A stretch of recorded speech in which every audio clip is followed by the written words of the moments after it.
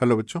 आज हम लोग क्लास 8 में हमारी हिस्ट्री की बुक हमारा इतिहास और नागरिक जीवन इसका चैप्टर 1 देखने चल रहे हैं और इसका नाम है यूरोपीय शक्तियों का भारत में आगमन।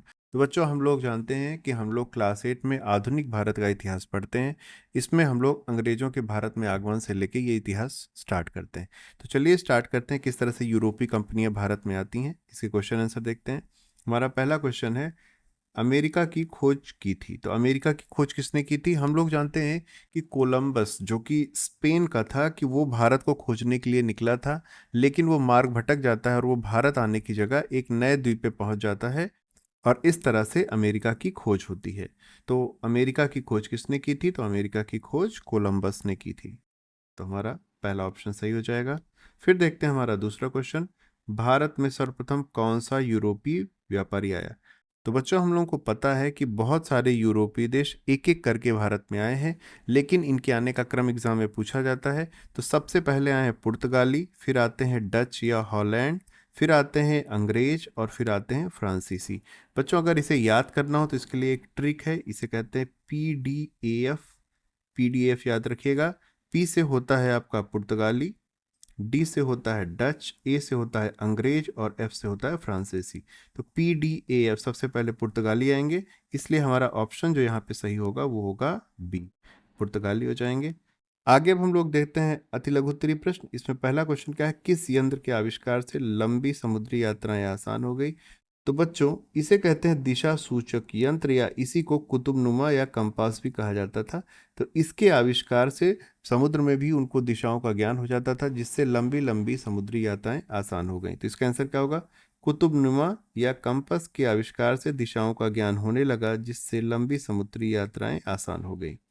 अगला है, वास्को डिगामा किस देश का निवासी था? तो उत्तर होगा वास्को डिगामा पुर्तगाल का निवासी था। अगला क्वेश्चन है, मुगल बादशाह जहांगीर के दरबार में आने वाला प्रथम अंग्रेज राजदूत कौन था?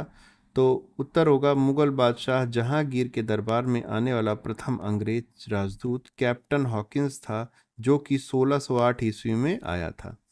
अब देखते हैं हम लोग लघु उत्तरीय प्रश्न। इसमें पहला क्वेश्चन है, भारत और यूरोप के मध्य होने वाले व्यापारिक मार्गों के बारे में लिखिए।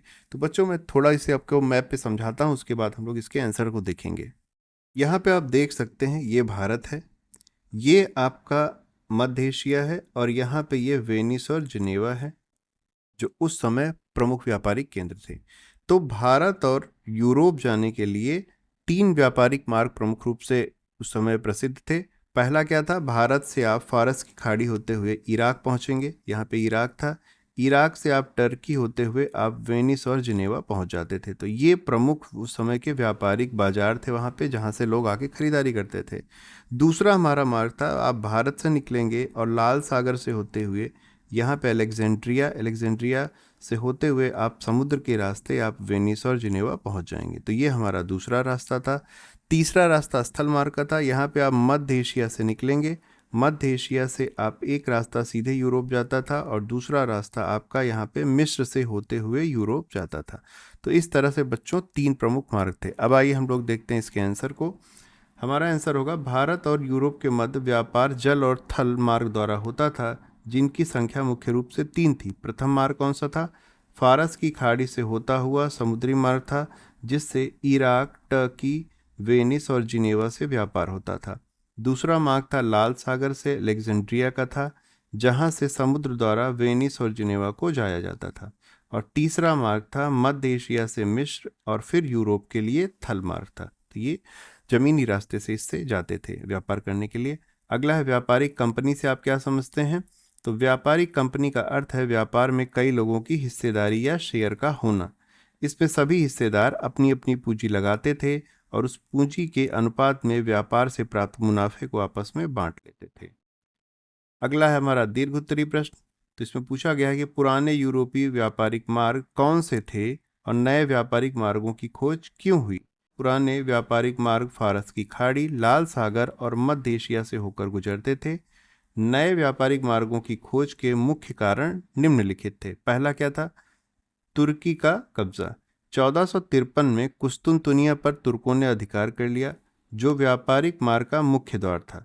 बच्चों, इस एरिया में आपका टर्की लोगों ने इस पे अधिकार कर लिया और इनके अधिकार करने की वजह से अब ये यहाँ से व्यापार करना आसान नहीं रह गया। तो ये रोक लगा देते हैं। तो तुर्कों ने यूरोप और भारत के मध्य पुराने संचार माध्यमों को बंद कर दिया, जिससे व्यापार को बहुत धक्का लगा। फिर अगला है इतावली एकाधिकार। इटली ने भारत की वस्तुओं के व्यापार पर अपना अधिकार जमा लिया था और अन्य यूरोपीय शक्तियों की हिस्सेदारी रोक दी थी, तो जिसकी वजह से भी नए मार्ग की आवश्यकता पड़ी। तीसरा था धन, धर्म और ध्वज। यूरोपीय नाविकों और राजाओं में नए क्षेत्रों से सोना चांदी प्राप्त करने, ईसाई धर्म का प्रचार करने और अपने साम्राज्य का विस्तार करने की तीव्र इच्छा थी। तो इस तरह से बच्चों इन कारणों के कारण ही नए व्यापारिक मार्ग की खोज की आवश्यकता पड़ी। तो इस तरह से हमारा ये चैप्टर समाप्त होता है। पहला ही चैप्टर था। इस चैप्टर की व्याख्या मैं आप लोगों को डिटेल में अलग से करूंगा।